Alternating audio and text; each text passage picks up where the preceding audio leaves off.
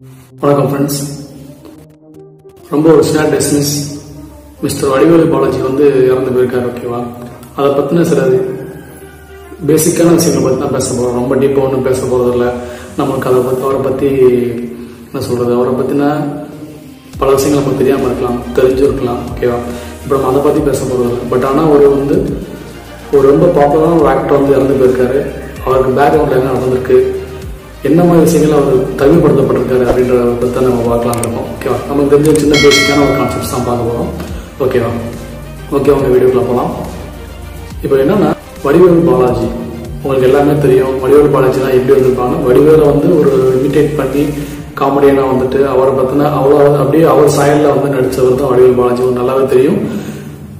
ஒரு பிரபல தொலைக்காட்சியில் வந்து அவர் இல்லாமல் பல ஷோஸ் இருக்கவே இருக்காது. அப்படித்தானே ஒரு பெரிய ஒரு ஹோப் வந்து அவருக்காக அந்த இடத்துல இருந்துச்சு அப்படின்னு சொல்லி அவர் நினைச்சிட்டு இருந்திருக்காரு. ஓகேவா, அந்த மாதிரியான பல விஷயங்கள்ல வந்து அந்த தனியார் தொலைக்காட்சிக்கு இவர் வந்து பாத்தீங்க அப்படின்னா பெரிய சப்போர்ட்டாக இருந்திருப்பார் அப்படின்றது நமக்கு எல்லாத்துக்கும் தெரிஞ்ச ஒரு பெரிய விஷயம். பட் ஆனால் அவர் இறந்ததுக்கு வந்து பாத்தீங்க அப்படின்னா அவர் வந்து ஒரு ஹார்ட் அட்டாக் இருந்திருக்கு. எப்படி ஒரு படத்தில் ஷூட்டிங்ல இருந்திருக்காரு. அந்த ஷூட்டிங் வந்து கேன்சல் பண்ணிட்டு இல்லை அதுல இருந்து விலகிட்டு தான் என்ன பண்ணிருக்காருன்னா ஒரு 10 டேஸா வந்து பாத்தீங்க அப்படின்னா அவர் வந்து ஒரு பிரைவேட் ஹாஸ்பிட்டல்ல வந்து இருந்திருக்காரு. ஓகேவா, அவருக்கு வந்து ஹாஸ்பிட்டல் செலவெல்லாம் அவங்க குடும்பமே பார்த்துருக்காங்க. பட் ஆனால் அவங்களால பார்க்க முடியல. நீங்க யோசிச்சிருக்கலாம், இத்தனை டிவி ஷோஸ் பண்ணிருக்காரு, அவருக்கு பைசா இல்லை அப்படின்னு நினைச்சிருக்கலாம். பட் அவர் பைசா எல்லாமே இருந்திருக்காரு. அப்ப அவர் எந்த மாதிரியான வழிகளை அனுபவிச்சிருப்பாரு, எவ்வளவு நேரம் அவருக்கு வந்து பேசலாம் கிடைச்சிருக்கும் அப்படின்றத பத்தி நீங்களே தெரிஞ்சுக்கலாம். ஓகேவா, அதே மாதிரி பாத்தீங்கன்னா அதுக்கப்புறமா ஒரு 2 ஹாஸ்பிட்டல்ல போய் இருந்திருக்காங்க. 2மே பிரைவேட் ஹாஸ்பிட்டல். அதுல போய் இருந்திருக்காங்க. அவருக்கு எந்த சப்போர்ட்டுமே கிடைக்கவே இல்லை. நல்லா புரிஞ்சுங்க, அவருக்கு வந்து எந்த சப்போர்ட்டுமே கிடைக்கவே இல்லை. பினான்சியலா எந்த சப்போர்ட்டுமே அவர் கிடைக்கல அப்படின்ற ஒரு லாஸ்ட் ஆப்ஷன்ல தான் இன்னைக்கு வந்து என்ன பண்ணீங்கன்னா லாஸ்டா வந்து கவர்மெண்ட் ஹாஸ்பிட்டல், அதாவது கவர்மெண்ட் ராஜீவ் காந்தி ஹாஸ்பிட்டல் வந்து அட்மிட் பண்ணிருக்காங்க. அவர் வந்து அப்புறமா இன்னைக்கு காலையில இறந்து போயிருக்காரு. ஓகேவா, நீங்க யோசிச்சு பார்த்துக்கோங்க. அதாவது ஒரு டிஆர்பி மிஷினாவே வடிவேல் பாலாஜியும் சரி, இல்ல அது அவரை சம்பந்தப்பட்ட சில விஷயங்களும் சரி, சில ஆக்டர்களும் சரி யூஸ் பண்ணப்படுறாங்க அப்படின்றதுக்கு இது ஒரு பெரிய எக்ஸாம்பிளாக இருக்கும். ஓகேவா, சின்ன சின்ன விஷயங்களை கூட நம்ம மனிதாபிமானம் பார்த்து ஹெல்ப் பண்ணக்கூடிய இந்த காலங்களில் கூட அவங்கள வந்து ஒரு தொழிலுக்கு யூஸ் பண்ற ஒரு கருவியாவே பார்த்த ஒரு காலங்கள் தான் இங்க நடந்துட்டு இருக்கு.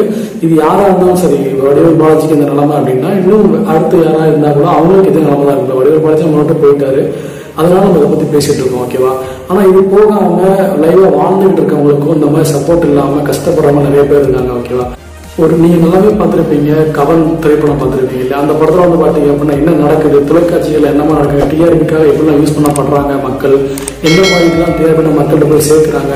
ஏதாவது ஒரு நல்ல நியூஸ் வந்து கவர்மெண்ட் நல்ல நியூஸ் வந்து பாத்தீங்க அப்படின்னா அந்த தொலைக்காட்சி மூலியமா நமக்கு வருதா அப்படின்னு கேட்டீங்கன்னா அதுவும் கிடையாது. ஓகேவா, இந்த மாதிரி வந்து மக்களை வந்து பாத்தீங்கன்னா பொழுதுபோக்கு மட்டுமே யூஸ் பண்ணக்கூடிய ஒரு தொலைக்காட்சி. ஓகேவா, பொழுதுபோக்காக மக்களை வந்து பொழுதுபோக்காகவே வச்சிருக்கணும் அப்படின்ற மட்டும்தான் ஒரு பெரிய மைண்ட் செட்டாக இருக்க தவிர மற்றபடி மக்களுக்கான அறிவுரை கொண்டு போய் சேர்க்கணும், மக்களுக்கு சில விஷயங்கள் தெரியாத விஷயங்களை சொல்லிக் கொடுக்கணும் அப்படின்ற மாதிரி எந்த தாட்டுமே கிடையாது. Okay, only for the entertainment purpose மட்டும்தான் அவங்க வந்து யூஸ் பண்றாங்க. அந்த என்டர்டைன்மெண்ட் பர்பஸ்க்கு யூஸ் பண்ணப்பட்ட மக்களுக்கு அவங்க வந்து சப்போர்ட்டிவா இல்லை அப்படின்றத பெரிய ஒரு கனத்தமான ஒரு ரோலா இருக்கு.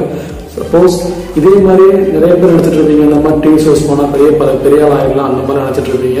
பட் ஆனால் அதெல்லாம் ரியாலிட்டியில இல்லை அப்படின்றத பொறுத்து இருக்கு. அதாவது நிறைய பேர் போயிருக்காங்க, இவங்க 2 பேர் போயிருக்கலாம், அவங்க 3 பேர் போயிருக்கலாம். ஓகேவா, பட் ஆனால் எல்லாத்துக்கும் இந்த நிலைமை இல்லை அப்படின்றது வந்து கண்டிப்பா இந்த வடிவேல் பாலாஜியோட இந்த இழப்பு நமக்கு வந்து கண்டிப்பா சொல்லியிருக்காங்க.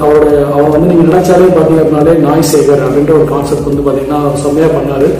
அந்த இதுல பாத்தீங்கன்னா அவரோட அந்த திறமைகள், வடிவேல் பாலாஜின்னு அழைக்கப்படக்கூடிய அந்த திறமைகள் வந்து அவர் வந்து நம்ம வெளிப்படுத்தினது வந்து பாத்தீங்க அப்படின்னா அந்த நாய் சேகர் அப்படின்ற ஒரு கான்செப்ட்ல தான். ஓகேவா, இந்த மாதிரி ஒரு சில வந்து நிறைய ஆக்டருக்கு வந்து பாத்தீங்க அப்படின்னா ஒரு சில பாயிண்ட்ஸ்ல வந்து அவங்க வந்து இந்த காமெடி பண்ணனா இவர் தான் வருவார் அப்படின்ற மாதிரி ஒரு சில காமெடிகள்லாம் வந்து பாத்தீங்கன்னா செம்மையா வந்து பண்ணியிருப்பார் வடிவேல் பாலாஜி. பட் அவருக்கு இன்னைக்கு இந்த நிலைமை அப்படின்ற ரொம்ப ஒன்றும் வயசாகல, 42 வயசுல அவருக்கு குழந்தைகள்லாம் இருக்காங்க. ஓகேவா, இந்த மாதிரி இருக்கும்போது அவங்களுக்கு இந்த நிலைமை தான் அப்படின்னும் போது பாத்தீங்க அப்படின்னா கண்டிப்பா இதெல்லாம் வந்து உன்னித்து கவனிக்கக்கூடிய நம்ம கவனிச்சு நம்ம வந்து கொஞ்சம் உஷாராக்க வேண்டியது.